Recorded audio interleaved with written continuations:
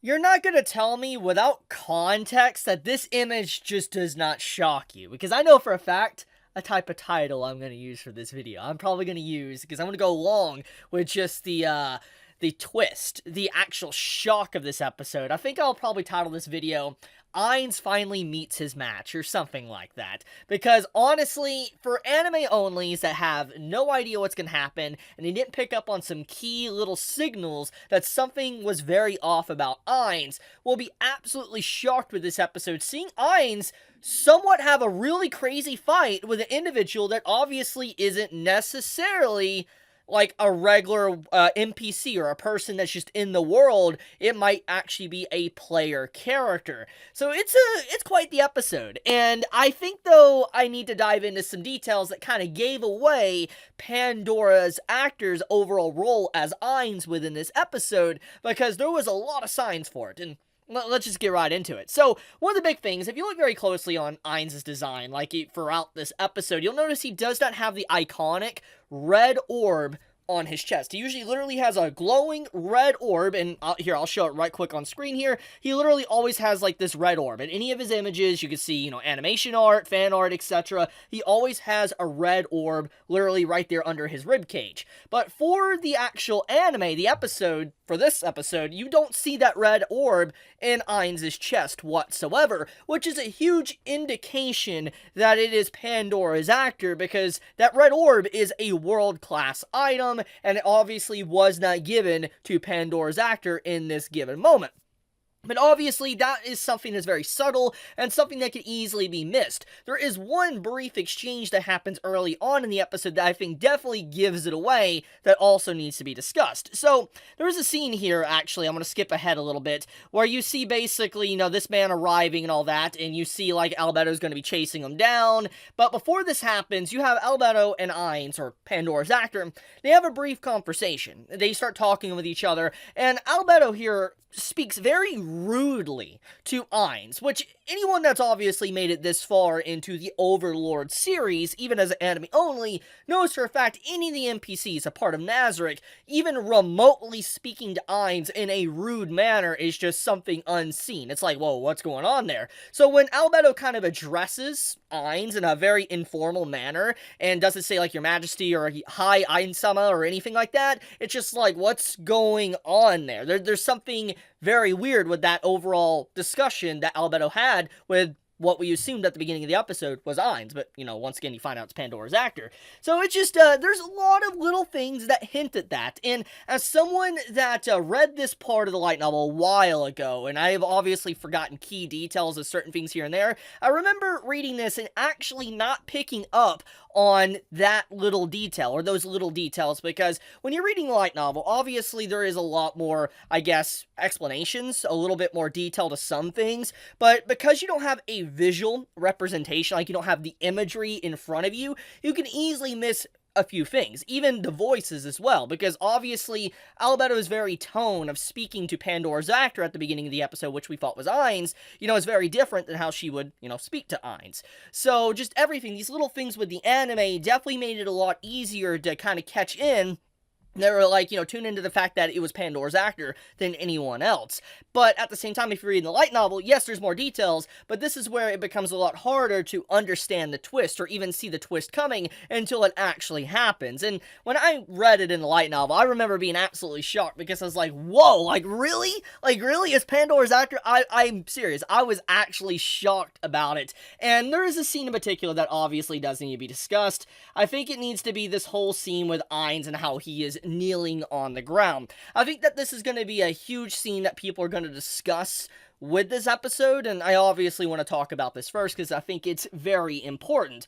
So, obviously, when you take a step back and you look at this entire fight for what it is, after the twist at the end, you could see kind of what was going on here. The entire fight with Pandora's actor versus Riku, which we know is a fake name, to also getting to see Albedo kind of holding off the other one, we know it was just a ploy to gain information. That's the whole point of it. The whole point of this episode was to gain gain information from opposing faction that could be player level characters somewhere near Ainz's level, and they were waiting and watching to see if anyone would show up. And you're probably wondering, why did they know someone's going to show up? What was going on here? How could possibly Ainz and Albedo and all of Nazarick know that someone was going to appear on this type of level to even challenge someone potentially like Pandora's actor and Ainz? Well, here's the reason. Since the very beginning of Overlord, Ainz has obviously been very cautious. He's been on that realm of cautiousness since ever he saw what happened to Shaltir. When Shaltir got mind-controlled and Ainz had to kill her,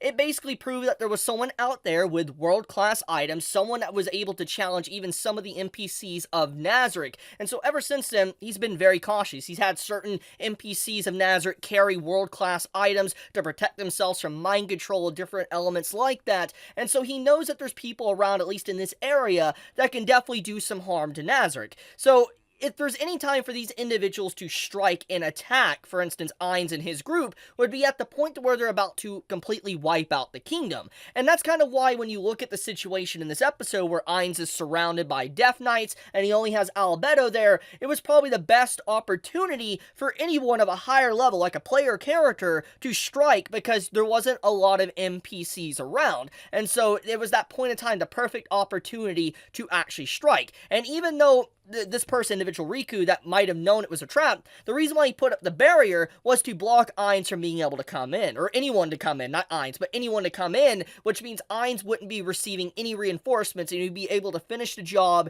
and wipe out the person he is there to wipe out. So there is a lot of multi-layers to this, and basically Ainz, since the very beginning, has been patiently waiting for something like this to happen, and at long last, someone on a higher level, at least around level 90, actually did that. Did just that to be able to strike at Ainz, or at least some of the NPCs. So yeah, there's a lot to really think about when it comes to overall that entire situation. Now, another thing that obviously I need to talk about is the reason Ainz is kneeling on the floor and bowing technically before this man. As I said earlier, this entire fight was information gathering. And the very actions of this Riku character, obviously fake name, it's very telling on what type of personality he is. For instance, he's more on the lawful good alignment, because this man did not instantly strike Ainz down, even though Ainz is technically the embodiment of evil itself.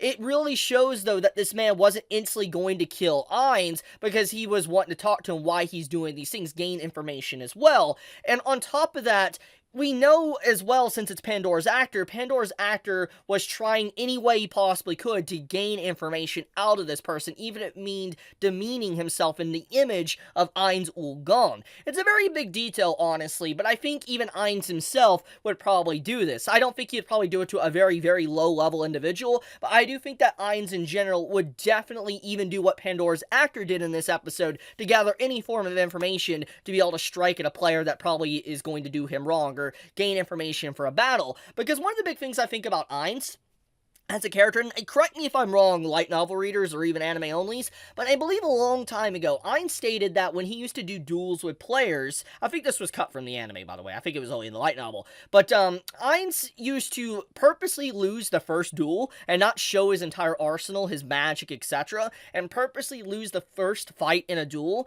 to be able to see what his opponent does. And then when the second fight came around, he would demolish his opponent. He would use that to gain information. And in this case, I could definitely see Ainz doing this exact same thing. And so if there's anything in character, I would say this is very in character for Ainz's very personality if he was to do an actual PvP fight.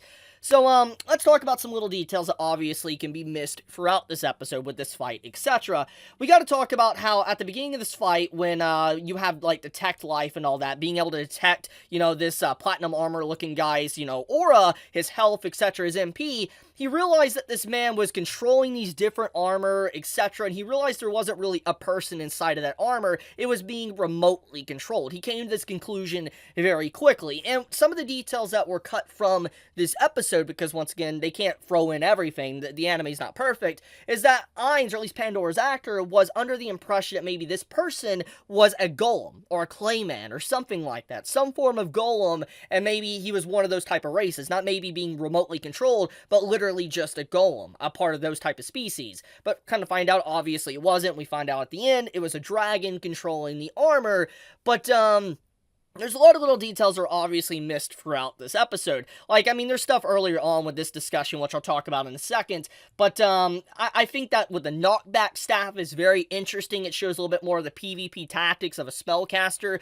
because something that's been hammered in a lot, no pun intended with this image, is that if you're a magic caster, if a warrior or anyone that's close range gets right next to you, they can wipe you out, because you're supposed to be at a distance. But if you're sitting there chanting spells and all that, trying to cast a fireball or whatever, someone's just gonna smack you in the side of the head and you're gonna die. And so when you see this knockback staff that, you know, Pandora's actor is using, it's a very smart tactic. Even if it doesn't do damage and it's a low level item, to be able to force a major distance between you and your opponent, that's a very handy tool to use to be able to actually face an opponent and gain distance to cast magic. Now, speaking of casting magic in Pandora's actor, I want to remind everybody of, obviously, Pandora's actor's, like, skill set. Basically, what type of person the man is in terms of his skills, and how he was able to use Ainz's abilities. FYI, if you don't remember, Pandora's actor, he's a doppelganger. He's able to basically turn into anyone. He can literally turn into any of the supreme beings, basically a part of Ainz's guild. He is a multi-class user, and he's not going to be as strong as, say, someone like Ainz or any of the supreme beings, but he can at the very least swap his abilities, his overall class and armor left and right. And he could probably be one of the most tricky and most annoying people to fight, because if he was going all out and wanted to use all that he was capable of,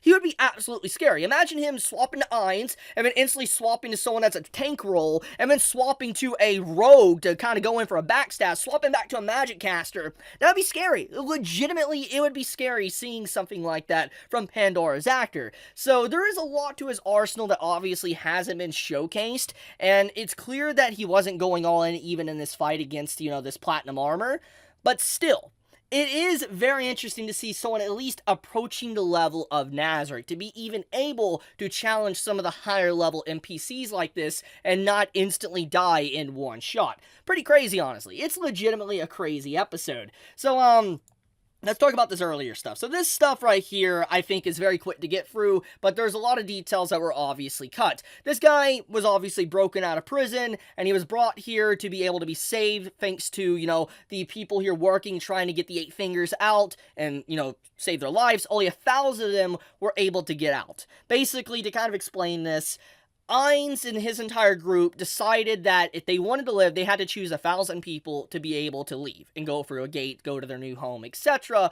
And they obviously pick and chose who they wanted, and this guy was obviously chose, one of the leaders that was locked up, but he doesn't know really the horrors of what Nazarick is capable of and what Ainz has done, etc. And so when he's dragged off into, like, you know, the portal, you know, at the, like, beginning of this episode, it's basically shown that he's about to go through a lot of torment with some cockroaches. If anyone remembers that man from the previous seasons, he's about to get tormented and just straight up wishes he was dead. And that's kind of why these individuals here are so decrepit. They look sunken in on their faces. They look like they haven't been sleeping or eating properly. It's because they've been through all of that torment. It's kind of a rite of passage. Literally, they said it themselves within this episode. So I think, though, this entire sequence, there was definitely details cut, but it does get the point across that obviously there was certain individuals that have been helping the downfall of the kingdom that got to be saved, but there was a lot of world building here that was cut. Basically, the town that they're staying out surrounded by, like, you know, undead or whatever. If they leave the premises, they'll die, but thanks to them working so hard for Nazarick, they were able to stay alive,